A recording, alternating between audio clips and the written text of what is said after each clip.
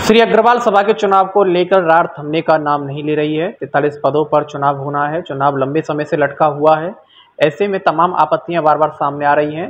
कई तरह की आपत्तियां दर्ज कराई जा रही हैं कि जैसे अग्रवाल सभा का चुनाव हो रहा है, उसी के साथ तिलकद्वार अग्रवाल धर्मशाला है जो उसका चुनाव क्यों नहीं किया जा रहा है। इसके साथ साथ अन्य आपत्तियां भी विभिन्न लोगों द्वारा दर्ज कराई जा रही हैं। ऐसे में अखिल भारत वैश्य महासम्मेलन के मथुरा जिला अध्यक्ष हेमंत गर्ग भी आपत्ति जाहिर कर रहे हैं चुनावी प्रक्रिया को लेकर।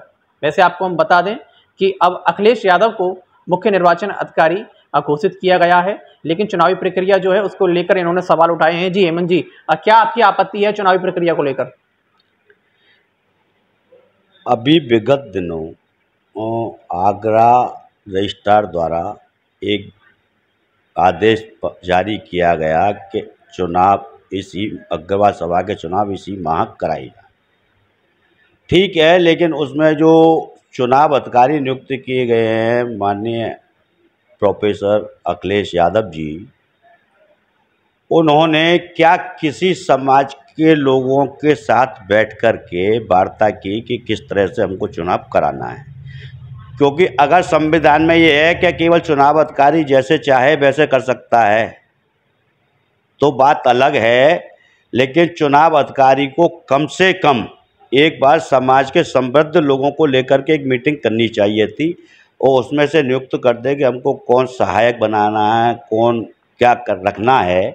ऐसा कुछ नहीं हुआ। उन्होंने विज्ञप्ति जारी की कि फलाने दिन से चुनाव की प्रक्रियाएं चालू कर दी जाएंगी। ऐसा क्यों? इससे समाज में भ्रांतियां फैल रही हैं। दूसरे, तिलक द्वार के भी चुनाव अग्रवाल सभा के साथ होते थे, लेकिन इसमें केवल अग्रवाल सभा ही अग्रवाल सभा नज़र आ रही है। कहीं ऐसा तो नहीं है कि एक तरफा चुनाव की रणनीति तैयार की जा रही हो, क्योंकि ऐसा प्रतीत होता है कि जब ना तो उन्होंने अपनी तरफ से कोई विज्ञप्ति इस बारे में दी कि साहब हम आम बैठक बुला करके उसमें सहमति लेंगे कि साहब किन किन लोगों को लेना चाहिए, ऐसा कुछ नहीं हुआ।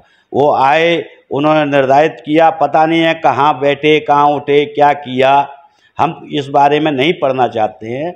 लेकिन क्या उनका ये रवैया संतोषजनक है?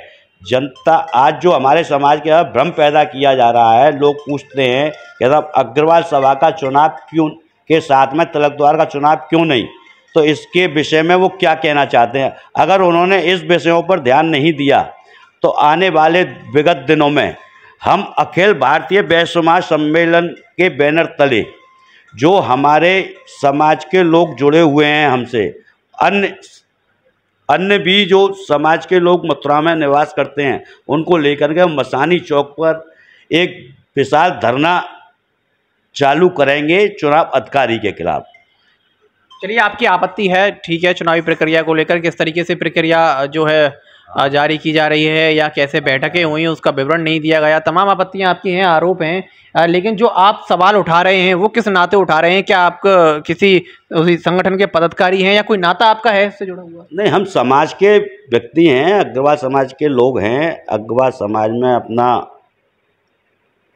अधिकार भी रखते हैं, चुनाव देने का भी। हम मताधिकार का भी प्रयोग करते हैं और पूर्व में भी कार्यकारिणी सदस्य भी रहे हैं और प्रेजेंट में भी हैं, ऐसा नहीं है। लेकिन हम इन चीज़ों में नहीं जाना चाहते हैं। हम तो एक अपने समाज की धरोहर को बचाने के लिए और समाज के लोगों में जो मनमुटाव बना हुआ है उसको समाप्त करने के प्रयास कर रहे हैं। लेकिन ऐसा प्रतीत होता है कि कुछ लोगों ने अपनी अपनी मूंछों की लड़ाई बना ली है, तो इससे समाज का भला नहीं होना है कि एक न चाह एक दूसरे पे आरोप लगा करके। आज क्या स्थिति है, जो इस स्थिति के लिए लोग हल्ला करते हैं कि फलाने ने ये कर लिया, कि ढिकाने लेंगे, वही स्थिति आज फिर से बनने को तैयार हो रही हैं।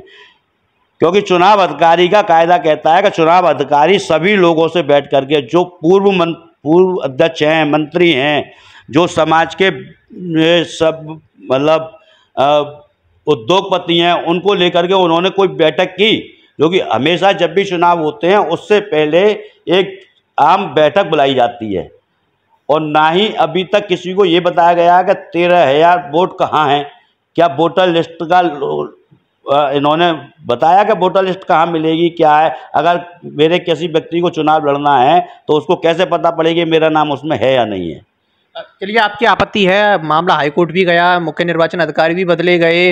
अब आपकी प्रक्रिया को लेकर जो है इश्यू है कि इस तरह की प्रक्रिया क्यों आयोजित की जा रही है, सभा की बैठकें की गई नहीं की गई। लेकिन इससे पहले जब चुनावी प्रक्रिया शुरू हुई थी या चुनाव हुए थे, उससे पहले आप बैठकों में शामिल हुआ करते थे? हाँ बिल्कुल होते थे, सभी बैठकों में बुलाया जाता था। जितनी भी आम सभाएं होती थी उनमें सभी लोग आते थे, समाज के लोग आते थे, ऐसा नहीं है। जिस तरीके से आप धरने की बात कर रहे हैं कि अगर एक आम सहमति से जिस प्रकार चुनाव नहीं कराए गए, बैठकों में नहीं बुलाया गया, हमारी मांगें नहीं मानी गई, तो मसानी पर प्रदर्शन करेंगे। प्रदर्शन किस तरीके का रहेगा फिर? प्रदर्शन शांति प्रिय रहेगा, कोई हुल्ला नहीं होगा, लेकिन ये समाज के लिए बहुत घातक साबित होगा कि इस तरह से गुटबाजी करके चुनाव लड़ना एक संविधान नहीं है, ये संवैधानिक के मौलिक अधिकार में नहीं आता है। आप प्यार से बैठ के चुनाव लड़िए, सभी लोग लड़िए, मैं नहीं कहता कोई मतलब सभी लड़िए, लेकिन इस तरह की जो हरकतें हो रही हैं, चुनाव अधिकारी पे हम आरोप लगा रहे हैं इस बात का कि उन्होंने किसी भी को भी अगर एक विज्ञप्ति दी हो या पेपर में दी हो, चलो ठीक है, वो नहीं जानते हैं, वो अनभिज्ञ हैं, तो पेपर में विज्ञप्ति दे सकते थे कि साहब एक अग्रवाटिका पर एक सामूहिक बैठक रखी जा रही है अग्रवाल समाज के लोगों की, उसमें ज़्यादा से ज़्यादा लोग उपस्थित हों। ऐसा क्यों नहीं हुआ? ये आप ही के साथ हुआ या किसी और क्यों भी नहीं बुलाया गया बैठक? नहीं, किसी को नहीं बुलाया गया, ये तो वो बताएंगे किसको बुलाया, किसने कहाँ पे बैठ के उन्होंने बैठक की, कहाँ पे बैठ करके इन्होंने कल जो है चुनाव का पूरा दे दिया कि ये हमारे उप चुनाव अधिकारी होंगे, ये फलाने होंगे, ये ढकाने होंगे। तो ये जो है ये इससे ऐसा प्रतीत हो रहा है लोगों को भ्रमित करके चुनाव कराने की प्रक्रिया चालू हो गई है। बहुत बहुत धन्यवाद आपका। तो एक बार फिर वही आपत्तियां, जिस तरीके से साल भर से चुनाव खिंचा हुआ आ रहा है, तमाम आपत्तियां दर्ज कराई गई, मुख्य निर्वाचन अधिकारी बदले गए, हाईकोर्ट तक मामला पहुंचा, 43 पदों पर चुनाव होना है। अब आपत्ति ये जारी की जा रही है इनके द्वारा कि अग्रवाल सभा का जो चुनाव हो रहा है उसी के साथ साथ जो तिलक द्वार धर्मशाला उसका चुनाव क्यों नहीं कराया जा रहा, क्योंकि ये इतिहास रहा है कि जब अग्रवाल सभा का चुनाव होता था उसी के साथ तिलक द्वार धर्मशाला जो है उसका भी चुनाव हुआ करता। साथ ही प्रक्रिया को लेकर भी इनकी जो है आपत्ति है कि हमें किसी भी प्रोसेस में नहीं बुलाया गया। जो नए मुख्य निर्वाचन अधिकारी उन्होंने आम बैठक में नहीं बुलाया, तो इनका बड़ा ऐलान है कि अगर नहीं संज्ञान लिया गया, नहीं सोचा गया, इनकी बातों का कुछ भी तथ्य निकाला नहीं गया, तो ये प्रदर्शन करेंगे मसानी पर। अब देखने वाली बात यह है कि इस आपत्ति के बाद क्या कार्यकारिणी कुछ नया करती है, सोचती है, इनसे संपर्क करती है, वो तो आने वाला समय ही बताएगा। अभी के लिए फिलहाल इतना ही। मैं अपने सहयोगी आकाश शर्मा के साथ अनुज भारद्वाज। सिम्स है तो मुमकिन है अब हर बीमारी का इलाज। सिम्स मथुरा का एकमात्र ऐसा चिकित्सा क्षेत्र जहां आपको मिलेंगी भरपूर सुविधाएं। 200 बेड का एक ऐसा आलीशान अस्पताल जहां मरीज आने पर नहीं किया जाता कहीं और रेफर। मेडिकल की हर सुविधा से सजा हुआ सिम्स हॉस्पिटल जहां आपको मिलेंगे एक से एक विशेषज्ञ।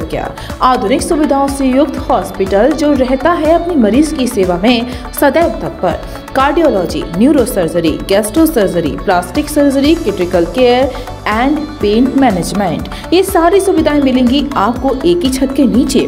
वर्ल्ड नंबर 1 पैथोलॉजीज के साथ सिम्स हॉस्पिटल आप सभी की सेवा में सदैव तत्पर। National highway 19 Masani road near Shri Radha valley, Mathura.